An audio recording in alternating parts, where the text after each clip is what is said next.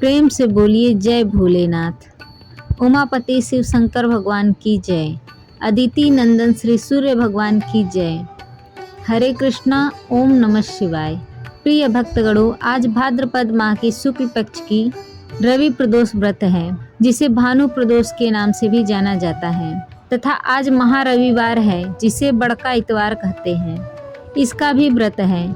भाद्रपद शुक्ल पक्ष के षष्ठी तिथि के बाद जो रविवार होता है, उस दिन सूर्य भगवान का जन्मदिन मनाया जाता है तथा आज महासंयोग से रवि प्रदोष का व्रत भी है।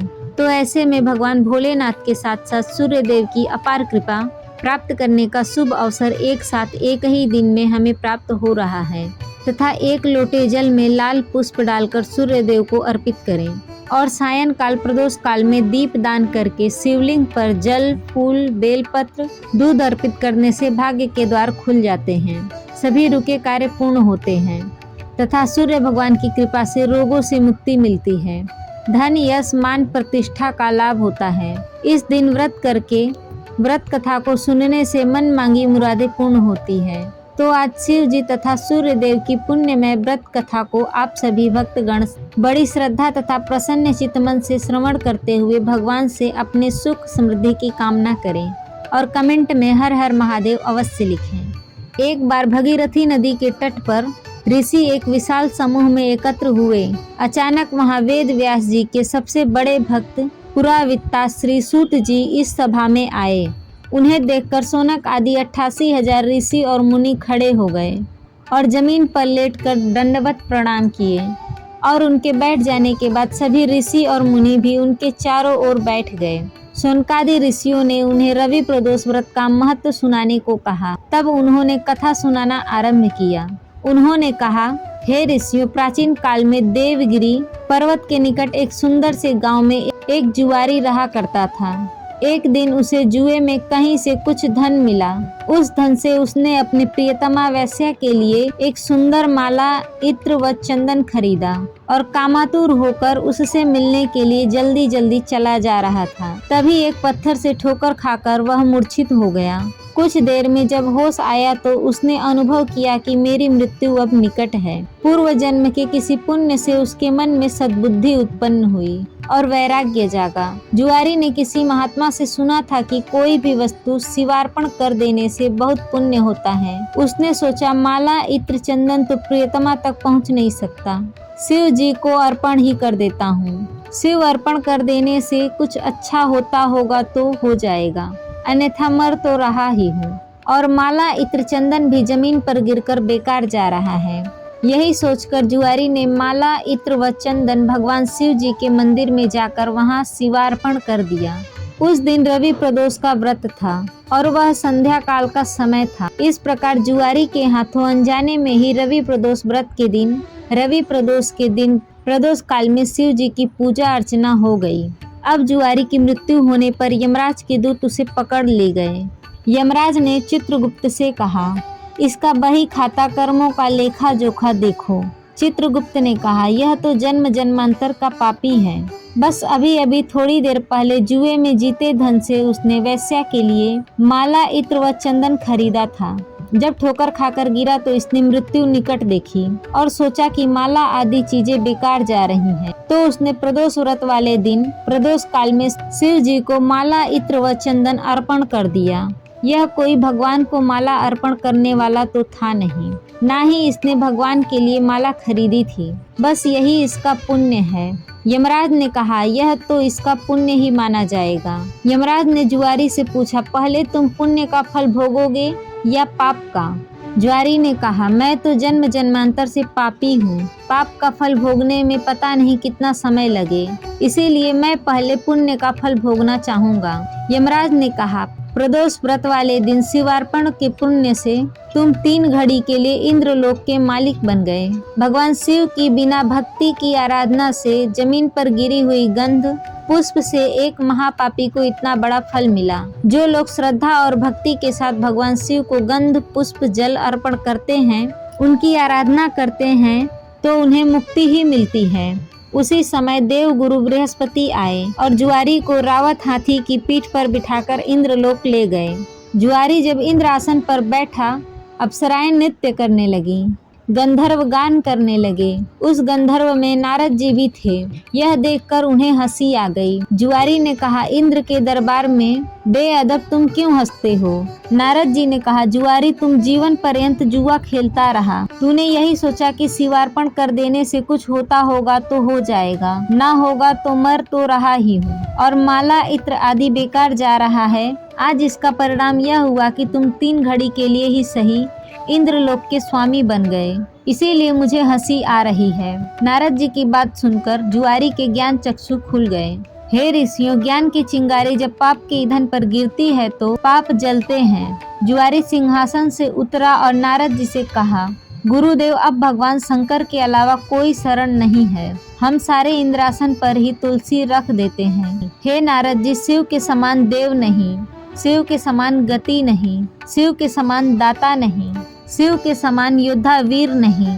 इतना कहकर जुआरी ने स्वर्ग की निधियों का ऋषियों को दान करना शुरू कर दिया। उसने ऐरावत हाथी अगस्त मुनि को, ऊंचे श्रवा नामक घोड़ा विश्वामित्र को, कामधेनु गाय महर्षि वशिष्ठ को, चिंतामणि रत्न गालब जी को और कल्प वृक्ष कौटिल्य मुनि को दे दिया।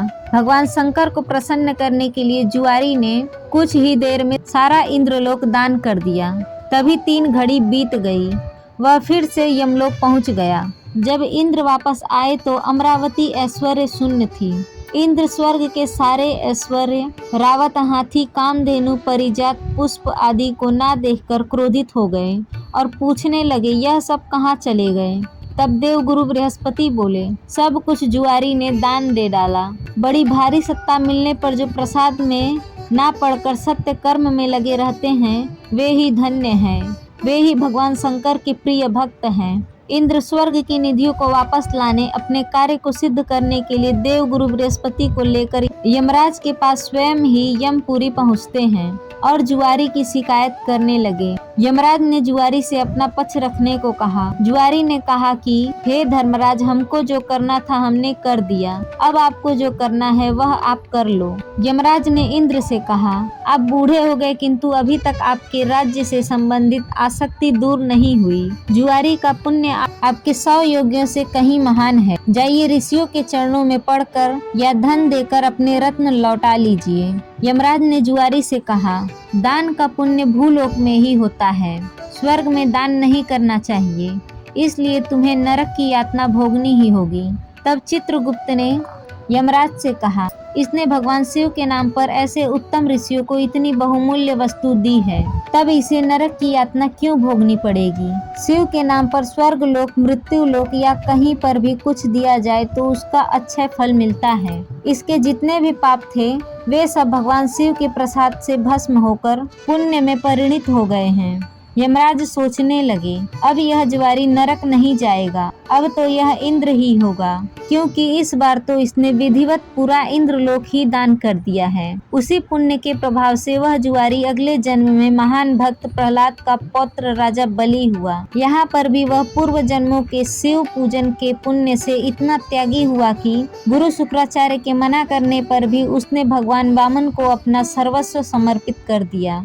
आगे सूत जी ने कहा, हे ऋषियों, इसी प्रकार अलकापुरी में एक ब्राह्मण जो अपनी बहुत ही निष्ठावान पत्नी के साथ एक गांव में रहा करता था, जो हर रविवार को रवि प्रदोष व्रत करता था। उसके साथ उसका पुत्र भी था। एक समय वह गंगा स्नान के लिए गया था तो दुर्भाग्यवश मार्ग में उसे चोरों ने पकड़ लिया और उसने कहा कि यदि वह उन्हें उस स्थान के बारे में बता दे जहां उसके पिता अपने घर में गुप्त खजाना रखे हैं तो उसे नहीं मारेंगे।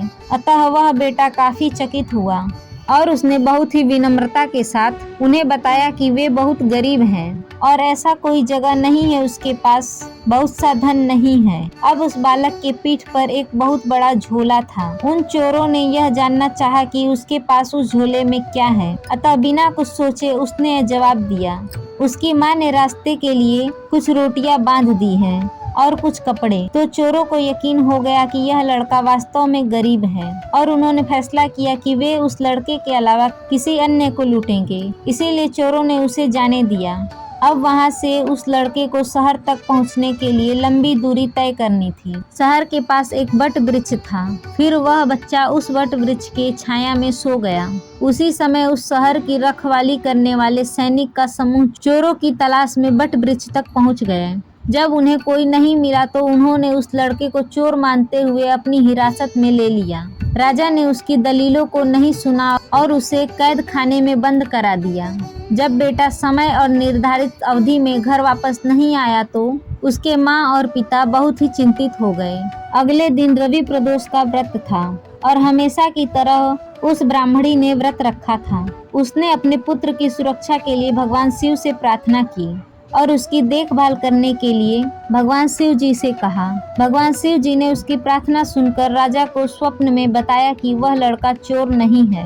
भगवान शिव ने राजा को चेतावनी दी कि यदि अगली सुबह उसे रिहा नहीं किया गया तो उसका पूरा राज्य नष्ट हो जाएगा और पूरे राज्य में लूटपाट मच जाएगी। अगले दिन राजा ने ब्राह्मण पुत्र को कैद खाने से मुक्त कर दिया और लड़के ने राजा को अपनी पूरी कहानी बताई। अगले दिन राजा के सैनिक उसे उसके घर लेकर गए और माता पिता को पूरी कहानी सुनाई। शुरू में वे अपने पुत्र के साथ सैनिकों को देखकर तो डर गए थे। पुष्टि की और माता पिता को पूरी कहानी बताई तो उन्हें पूरी तरह राहत मिली। कुछ दिनों बाद राजा ने उस परिवार को उपहार में 5 गांव दान में दे दिए। ब्राह्मण और उसकी पत्नी बहुत ही प्रसन्न हुई और उसके बाद उन्होंने शांति और प्रसन्नता से भरा जीवन व्यतीत किया। अतः जो कोई भी भक्त यह रवि प्रदोष का व्रत करता है वह भगवान शिव की कृपा से एक सुखी, स्वस्थ और निश्चल जीवन व्यतीत करता है। तो बोलिए ओम नमः पार्वती पते हर हर महादेव। प्रिय भक्तगणों, आज महारविवार का व्रत भी है, तो इस प्रदोष व्रत को और भी सार्थक और सफल बनाने के लिए आइए अब श्रवण करते हैं भगवान सूर्य देव की कथा। प्राचीन काल में एक बुढ़िया माई थी। वह नियमित रूप से रविवार का व्रत करती थी। रविवार के दिन सूर्योदय से पूर्व उठकर बुढ़िया माँ स्नान आदि से निवृत्त होकर आंगन को गोबर से लीप स्वच्छ कर देती थी। उसके उपरांत सूर्य भगवान की पूजा करती थी तथा कथा सुनकर सूर्य भगवान को भोग लगाकर दिन में एक समय भोजन करती थी। इसी प्रकार रविवार का व्रत करती। सूर्य भगवान की कृपा से बुढ़िया माई को किसी प्रकार की कोई चिंता व कष्ट नहीं था। उनका घर धन्य धान्य से भरा हुआ था। उस बुढ़िया माई को सुखी देखकर उसकी पड़ोसन उससे जलती रहती थी। बुढ़िया माई रोजाना पड़ोसन के आंगन में बंधा गाय का गोबर लाती। शनिवार के दिन रात को पड़ोसन ने अपनी गाय को घर के भीतर बांध दिया ताकि बुढ़िया माई अपना घर ना लीप सके। रविवार को गोबर ना मिलने से बुढ़िया माई अपना आंगन नहीं लीप सकी। आंगन न लीप पाने के कारण उस बुढ़िया माई ने सूर्य भगवान को भोग भी नहीं लगाया। उस दिन स्वयं भी भोजन नहीं किया। सूर्यास्त होने पर बुढ़िया माई भूखी प्यासी सो गई। रात्रि में सूर्य भगवान ने उन्हें स्वप्न में दर्शन दिए और व्रत ना करने तथा उन्हें भोग ना लगाने का कारण पूछा।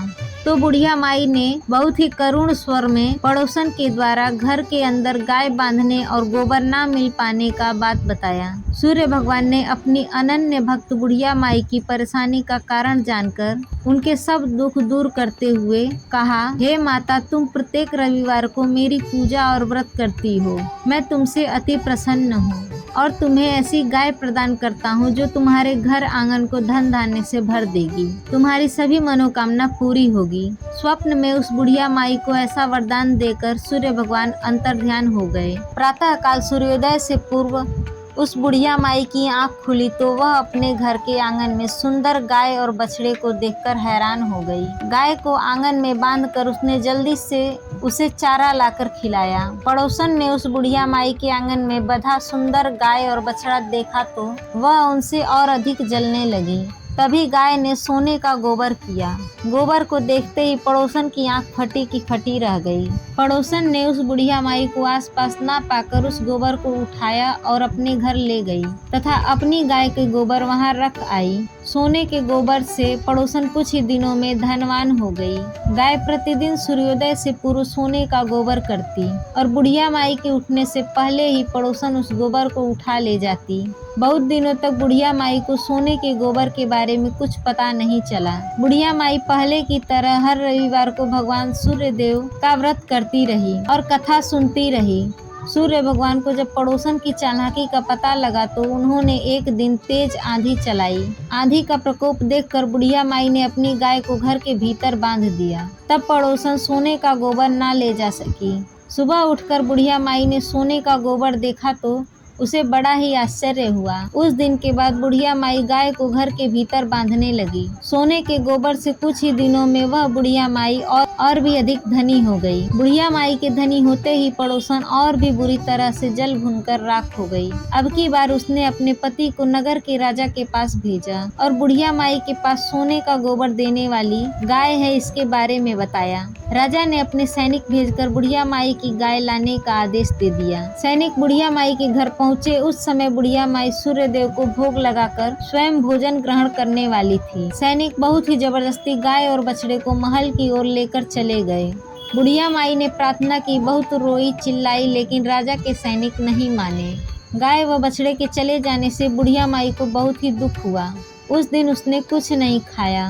भूखी प्यासी सारी रात सूर्य भगवान से गाय व बछड़े को लौटाने के लिए प्रार्थना करती रही। अब इधर गाय व बछड़े को देखकर राजा बहुत खुश हुआ। सुबह जब राजा ने सोने का गोबर देखा तो उसके आश्चर्य का ठिकाना ना रहा। उधर सूर्य भगवान को भूखी प्यासी बुढ़िया माई को इस प्रकार प्रार्थना करते देखकर उस पर दया आ गई। उसी रात सूर्य भगवान ने राजा को स्वप्न में कहा, हे राजन, बुढ़िया की गाय व बछड़ा तुरंत लौटा दो, नहीं तो तुम पर विपत्तियों का पहाड़ टूट पड़ेगा। तुम्हारे राज्य में भूकंप अकाल आ जाएगा, तुम्हारा महल नष्ट हो जाएगा।